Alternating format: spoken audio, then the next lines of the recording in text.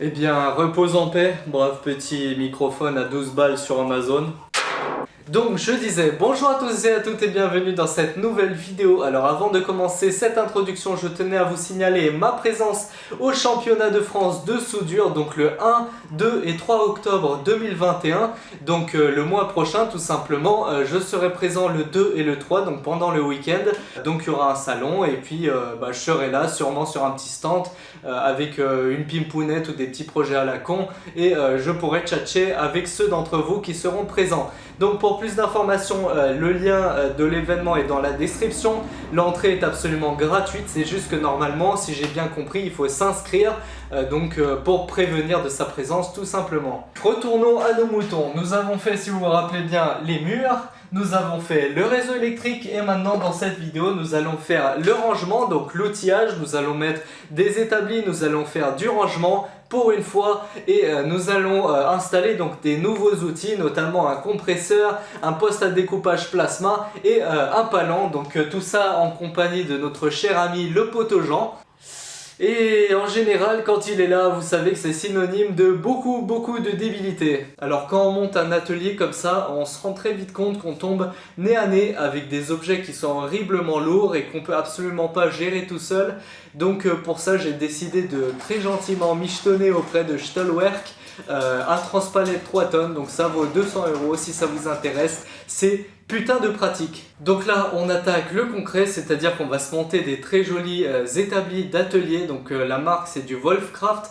Donc je pense que vous connaissez tous les serre-joints et les consommables abrasifs et tout ça de chez eux. Donc là je me suis dit facile, tu vois, je vais monter les trucs easy peasy lemon squeezy sans regarder les notices comme j'ai toujours l'habitude de faire. Et non, je me suis vite calmé parce que les trucs ils arrivent chez toi tellement compacts et tétrissés à leur maximum que ça m'a pris une demi-journée par établi à monter avec les plans. Là j'ai utilisé des embouts Torx de merde, donc forcément ils sont usés. Donc petite technique ancestrale pour réutiliser un embout Torx au lieu de le jeter. Vous prenez votre embout dans la perceuse, vous prenez un disque de meuleuse et vous enlevez un petit millimètre pour refaire les coins tout simplement.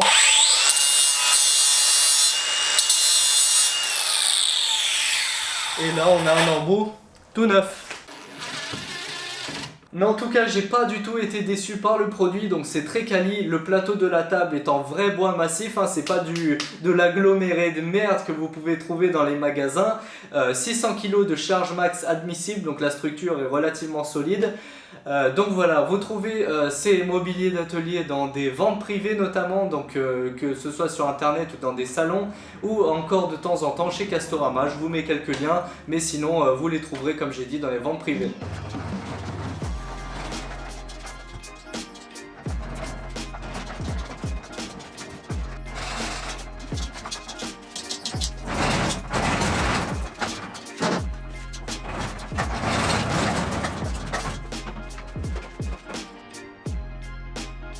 Et d'ailleurs, en parlant de ce petit tour à Vario qui n'a absolument aucune puissance, je casse souvent d'ailleurs des plaquettes parce que le tour il tourne et paf, il se coince dans la matière parce qu'il n'a, comme je l'ai dit, aucune puissance. C'est des petits moteurs à variateur, c'est des moteurs à courant continu.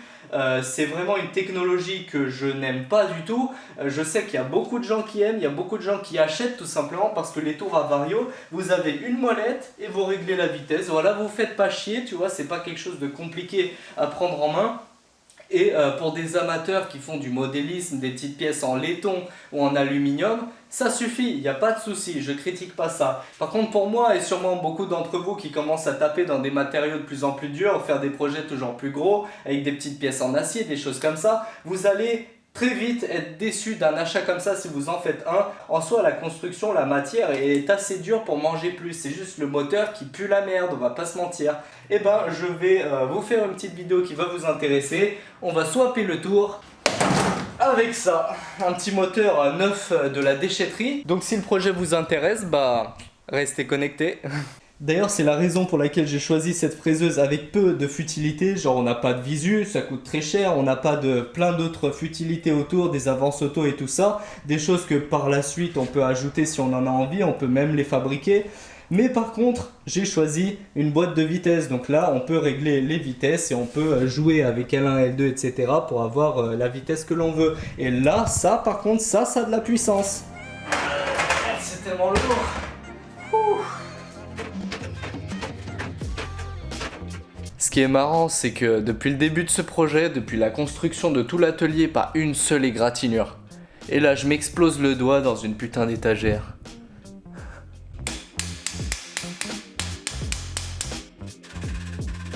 Et puis pour les deux étagères que j'ai mis dans les coins de l'atelier, donc j'ai bien poussé ça dans les coins derrière les poutres, histoire de gagner un maximum en superficie dans le local. Et bien j'ai pris de la grosse merde, donc dans les magasins de bricolage classiques près de chez vous, hein. C'est honnêtement de l'horrible merde, c'est vraiment de la tôle de 1 mm, même pas, tu sais, c'est de la feuille de cigarette. T'as le grand méchant loup, il vient souffler dessus, y a tout qui s'écroule. Mais bon, écoutez, pour des trucs assez statiques, on va mettre des choses pas trop lourdes dessus, on les fout dans les coins. Ça va faire le taf. King of Trash.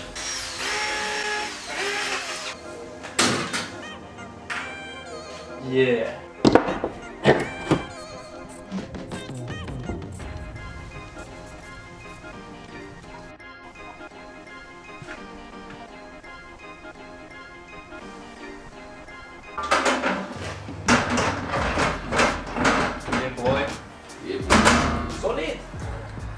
J'ai trouvé ça dedans, je sais pas si t'avais vu.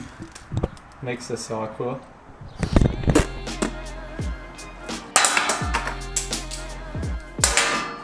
Alors là, une chose que je ne vous ai pas dite encore, c'est que pour tout l'agencement de la pièce, donc où j'ai mis chaque chose, chaque table, chaque décoration et chaque outil, tout le mérite revient à la femelle.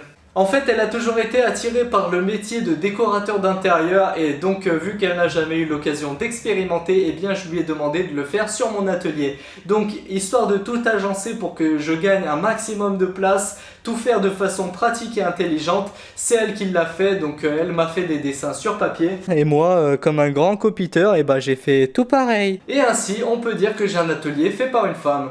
Oui, parce que de toute façon, je suis une bite en décoration.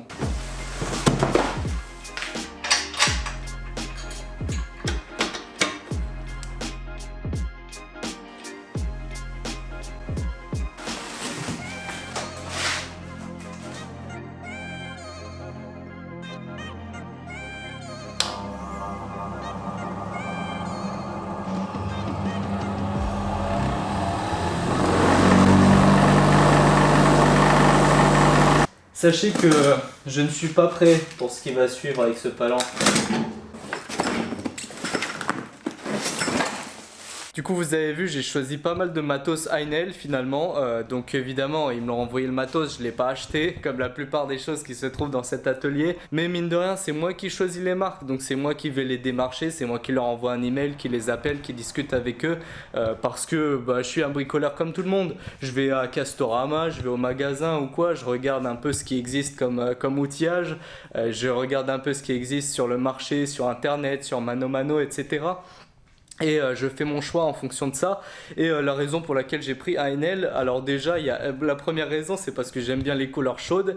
Donc ils ont une marque Heinel, tu vois, ça fait rouge, ça fait Satan. J'aime bien avec l'orange de chez AEG que vous voyez derrière, que je vais faire une petite déco avec, ça va être sympa. Mais voilà, j'aime bien les couleurs chaudes. De deux, ils vendent leurs outils à un prix qui est scandaleusement bas. Franchement, genre en tant que bricoleur sans énormément de budget, vous pouvez aller dans n'importe quel magasin, vous achetez leur matos, c'est vraiment pas cher. Et quand tu compares, tu prends une machine, par exemple du Bosch ou quoi que ce soit, tu prends une machine Heinel, tu regardes la différence. Tu vois pas de différence en termes de qualité. Ce compresseur là, il va largement faire le taf pour mon utilisation avec le découpeur plasma Stahlwerk. Donc voilà, je vais le mettre dessus, je vais m'en servir pour le plasma, pour faire soufflette sur la fraiseuse et d'autres choses comme ça. C'est toujours très utile un compresseur. Pareil ce touret, en vrai il a l'air magnifique. Et puis le palan qu'il y a derrière, je vais m'en servir pour soulever la fraiseuse. Et surtout, je suis aussi un youtubeur influencé. Tu vois, il y a un mec sur YouTube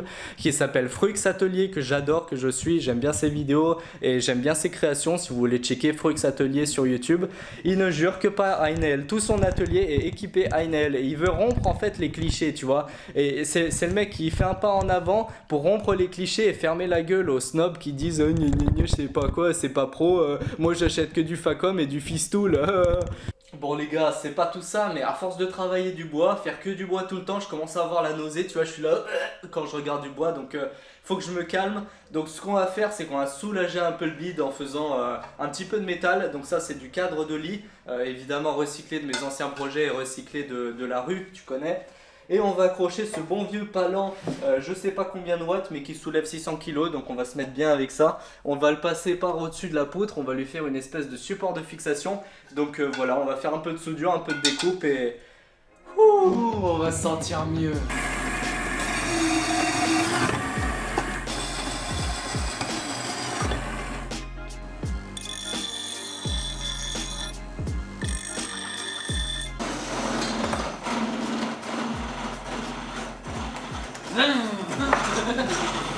Je vais faire ça, Jean-Rupteur. Non, ça dans la kickstart un peu, tu sais. Nice ferraille bien fat. On sent que cette merde, elle a eu un petit peu chaud. Je vous fais un petit tour de l'atelier à la caméra thermique. On voit que l'isolation laisse à désirer, surtout sur la façade en entrée. Oui, puis l'avantage c'est que là t'as même pas besoin de pointe. Hein. Le truc qui va aller directement dans le creux. Mec, on fait des perçages au burin, de quoi tu me parles? Ah, le trou, il est triangulaire! Alors, petites explications histoire que vous suiviez un petit peu.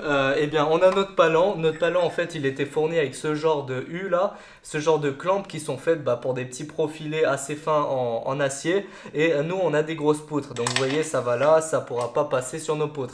Donc, ce qu'on a fait, c'est qu'on a mis un gros plat bien solide, bien fat, acier détail découpe, comme toujours. On l'a fixé sur le palan. Donc ça va être adossé sur notre poutre et ensuite on va mettre par-dessus la poutre un profilé en H comme ça à base de lis recyclé qu'on va venir souder, qu'on va tenir par-dessus et ces deux étages ensemble ils vont être attachés avec de la tige filetée. Et merci Stahlwerk pour la vraie pince de masse avec une vraie longueur et une vraie section. C'est celle en fait du découpeur plasma qui fait 3 mètres avec une bonne section de 16 mm² parce que mon ancienne c'était ça. Poubelle. Ah là, j'ai perdu la main. Le retour au classique qui fait mal. Tap tap.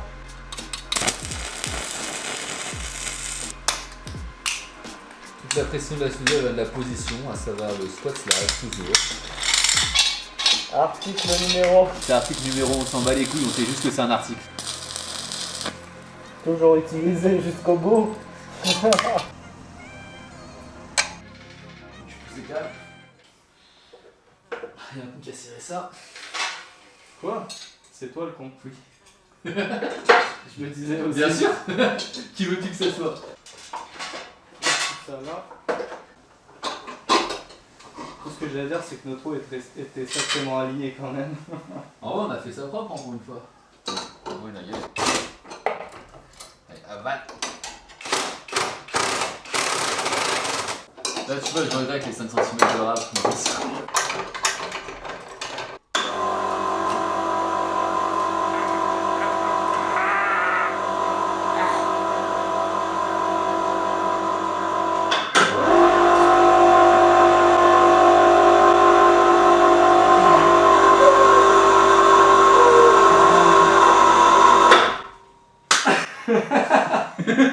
Slap. Donc là on a mis le palan, on a fait les cons avec le palan, plus qu'à faire la même chose avec le plasma. Ah c'est bon. 17. 19. 9. Ok. Je peux te foutre ça là. On dirait les mecs qui font des water cooling, c'est avec 250 raccords à la suite. Il n'y a jamais assez de téflon je crois. Non, c'est une règle de base. Si tu crois que t'as mis assez de téflon, c'est que t'as pas assez l'habitude de mettre du téflon. savais que ça allait t'intéresser le découpage plasma. Ah bah bien Je sûr. sais que le premier truc que tu vas venir ici, tu vas être là, waouh, je veux tester. Tu sais qu'en vrai mec, ça fait pas pareil, ça fait un bout de temps que je regarde pour en acheter un. Ouais, tu veux tester? Ah bah ouais. Hein. T'as jamais testé? Non, j'ai fait que l'Oxy Cooper moi. Fais gaffe la pointe. On C'est sert pas comme un débile hein. Ah tu veux dire Enfin, genre t'essayes de rise à 2 mm quoi. Ouais mais là tu déglingues la pointe. Il y a des mecs à l'usine ils faisaient ça comme des cons, ils mettaient là, ils foutaient la tête dedans et ils s'étonnaient que la tête elle avait une tête de peau de banane dans Mario Kart tu vois genre. Alors attends, on cheat à combien ça? Ton masque il vient d'où? Vaut mieux trop que pas assez ou pas? Je sais pas. Ah mon masque, je t'alverque aussi. Ça a l'air que aussi, putain il y en a pas mal en vrai hein. Mec c'est un True Color 90 balles. True Color, tu t'as tout, t'es en pauvre, tu peux faire un film porno avec. Avec non en plus même la putette comme ça a l'air pas mal. Ouais bah vas-y tu me diras. Ouais je vais voir, t'inquiète. Tu vas voir c'est moi que ça va couper. Mais 5 bars. Je sais pas si c'est bien 5 bars, allez 5 bars. Et le côté tu mets quoi en puissance? Tu te mets à 25. Ouais. A mon avis tu peux baisser et la pression et l'intensité. Ok d'accord, pardon monsieur, pardon. Ah oui attends, c'est une garde devant, faut que tu passes ton doigt en dessous du truc jaune. Voilà. C'est pour ça que t'arrives pas en appuyant comme une brutasse.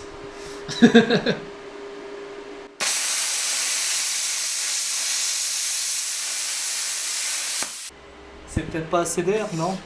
C'est peut-être un tout petit peu d'air, parce que tu vois il y a eu un petit build-up là. Ça a recraché dessus. Ça a recraché dessus donc à mon avis il faut que je remette un tout petit peu de pression d'air. Vas-y mets.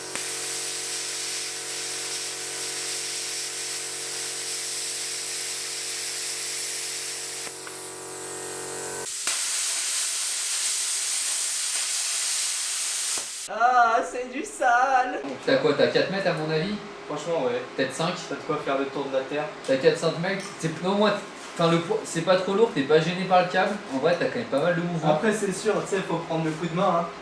Genre le Ouais. coup de main pour être droit, machin, mettre une garde et aller à la bonne vitesse surtout. Et Là c'est la vitesse sur surtout réglage. qui gêne. Je trouve que t'as moins de visu que. Enfin en gros j'arrive pas à me positionner, c'est pour avoir le même visu qu'à l'arc. À l'arc tu vois quand ta baguette elle fond, là Ouais. je trouve que t'arrives pas. Là t'arrives pas à distinguer si c'est des gouttes en fait de quoi Et c'est. même en fait il faudrait être vraiment au-dessus, mais là vu qu'on est tous les deux en. Moi je suis en short, toi t'es en tongs. Je suis en mode. J'ai pas trop envie de mettre mon pied en dessous pour savoir si c'est passé à travers, si je prends bien du shrap sur la jambe et tout. Ouais.